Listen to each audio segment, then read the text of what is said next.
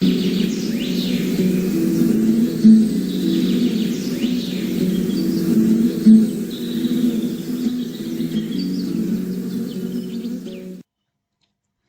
Everyone, आप सभी का आई एग्जाम बी के यूट्यूब चैनल पर स्वागत है।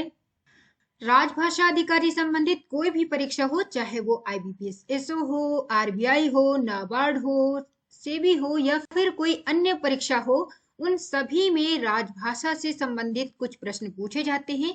और इस वीडियो में हम एक महत्वपूर्ण टॉपिक के बारे में बात करेंगे। ये विषय है क्षेत्रीय कार्यान्वयन कार्यालय। इस वीडियो में हम देखेंगे कि ये क्षेत्रीय कार्यान्वयन कार्यालय किस विभाग के द्वारा स्थापित किए गए हैं और पूरे देश में इनकी संख्या कितनी है और किस कार्यालय के अंतर्गत कौन कौन से राज्य आते हैं। और इस वीडियो में हम स्कॉलरशिप टेस्ट के बारे में भी बात करेंगे। ये स्कॉलरशिप टेस्ट जो है वो आई एग्जाम बी के द्वारा कंडक्ट कराया जा रहा है। किस तरीके से उसको आप अटेम्प्ट कर सकते हैं, रजिस्ट्रेशन किस प्रकार से करवा सकते हैं, इन सभी चीजों के बारे में हम इस वीडियो में डिस्कस करेंगे। तो आप लास्ट तक वीडियो को देखिए जिससे आपको पूरी जानकारी प्राप्त हो सके। तो सबसे पहले हम बात करेंगे क्षेत्रीय कार्यान्वयन कार्यालय के बारे में। यदि आपने संवैधानिक प्रावधान पढ़ा है तो आपने उसमें देखा था कि अनुच्छेद 351 के तहत कुछ दिशा निर्देश दिए गए थे केंद्र सरकार को कि राजभाषा का जो प्रचार प्रसार है, जो उसको आगे बढ़ाने का कार्य होगा, वो केंद्र सरकार का होगा। और केंद्र सरकार ने इस जिम्मेदारी को राजभाषा विभाग को सौंप दिया, जिसके अधीन यानी राजभाषा विभाग ने इस हिंदी के प्रचार प्रसार यानी अपने दायित्व को पूरा करने के लिए पूरे देश में 8 जगह पर कार्यालय स्थापित किए हैं, जिन्हें हम कहते हैं क्षेत्रीय कार्यान्वयन कार्यालय। और यदि हम क्षेत्रीय कार्यान्वयन कार्यालय की बात करें कि कहां कहां पर इसके कार्यालय स्थापित किए गए हैं, तो वो कार्यालय बनाए गए हैं जैसे कि नवी मुंबई में। ये जितने भी कार्यालय हैं उनके अंतर्गत कई कई राज्य आते हैं। जैसे नवी मुंबई में जो कार्यालय है उसके अंतर्गत विभिन्न राज्य आते हैं, जैसे कि महाराष्ट्र, गुजरात, गोवा, दमन दीव, दादरा एवं नगर हवेली। जबकि दूसरा जो कार्यालय है वो भोपाल में कार्यरत है और भोपाल कार्यालय के अंतर्गत जो राज्य आते हैं वो है मध्य प्रदेश और छत्तीसगढ़। तीसरा कार्यालय की बात करें तो तीसरा कार्यालय जो है वो है नई दिल्ली में।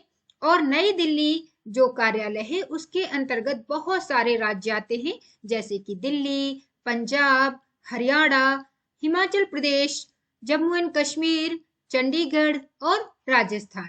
जबकि चौथा कार्यालय जो है वो गाजियाबाद में स्थापित है और इस गाजियाबाद कार्यालय में उत्तर प्रदेश और उत्तराखंड राज्य आते हैं। अगर हम पांचवें कार्यालय की बात करें तो पांचवा कार्यालय जो है वो है कोलकाता में। कोलकाता कार्यालय के अंतर्गत बहुत सारे राज्य आते हैं, जैसे कि पश्चिम बंगाल है, उड़ीसा राज्य है, बिहार है, झारखंड है और अंडमान निकोबार है। जबकि छठवां जो कार्यालय है वो बेंगलुरु में कार्यरत है और बेंगलुरु कार्यालय के अंतर्गत 2 राज्य आते हैं, आंध्र प्रदेश और कर्नाटक। अगला कार्यालय जो है वो गुवाहाटी में है और गुवाहाटी कार्यालय में उत्तर पूर्व के कई सारे राज्य आते हैं, जैसे कि असम, त्रिपुरा, मिजोरम, नागालैंड, मणिपुर, मेघालय, सिक्किम और अरुणाचल प्रदेश। जबकि 8वां जो कार्यालय है, जो कि अंतिम कार्यालय है, वो है कोची में और इस कोची कार्यालय के अंतर्गत जो राज्य आते हैं वो है केरल, तमिलनाडु, पुदुचेरी और लक्षद्वीप। तो इस प्रकार से राजभाषा विभाग के द्वारा पूरे देश में 8 कार्यालय स्थापित किए गए हैं जो हिंदी के प्रचार प्रसार और इसके कार्यान्वयन के लिए कार्यरत होंगे। अब हम बात करते हैं स्कॉलरशिप टेस्ट के बारे में। तो ये स्कॉलरशिप टेस्ट राजभाषा के लिए है। आरबीआई और नाबार्ड की परीक्षा देने वाले विद्यार्थी इस स्कॉलरशिप टेस्ट को दे सकते हैं। इसके लिए जो रजिस्ट्रेशन है वो आपका 24 जून तक ओपन रहेगा और इस स्कॉलरशिप का जो टेस्ट है, जो डेट है, वो है 25 जून को।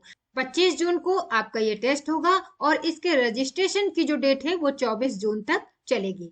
तो आप इसमें रजिस्ट्रेशन करवा सकते हैं, बिल्कुल फ्री है रजिस्ट्रेशन, कोई भी चार्ज इसका नहीं लिया जाएगा। और अगर हम बात करेंगे कि इस टेस्ट में आपको क्या क्या पूछा जाएगा, तो इसमें जो क्वेश्चन होंगे उनकी संख्या 40 होगी जिसके लिए आपको आधा घंटे का समय दिया जाएगा। ये 40 प्रश्न जो होंगे वो जनरल अवेयरनेस से होंगे, लेकिन आपको सिर्फ मई महीने का आपको जनरल अवेयरनेस तैयार करना है, करंट अफेयर्स जो है वो तैयार करना है। और इंग्लिश में स्पॉटिंग एरर से प्रश्न पूछे जाएंगे। और रीजनिंग की बात करें तो रीजनिंग के भी टॉपिक आपको दिए गए हैं, आप उनको भी देख सकते हैं। राजभाषा से शब्दावली और अनुवाद से सिर्फ प्रश्न पूछे जाएंगे।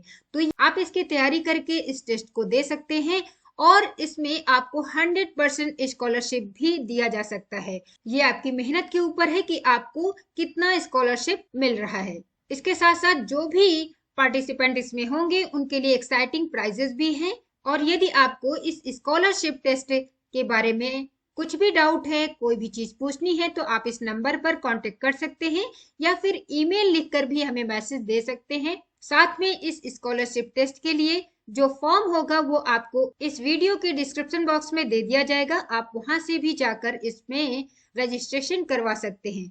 पर ध्यान रहे आपको 24 जून तक ही यह रजिस्ट्रेशन करवाना है और 25 जून को इसका टेस्ट होगा।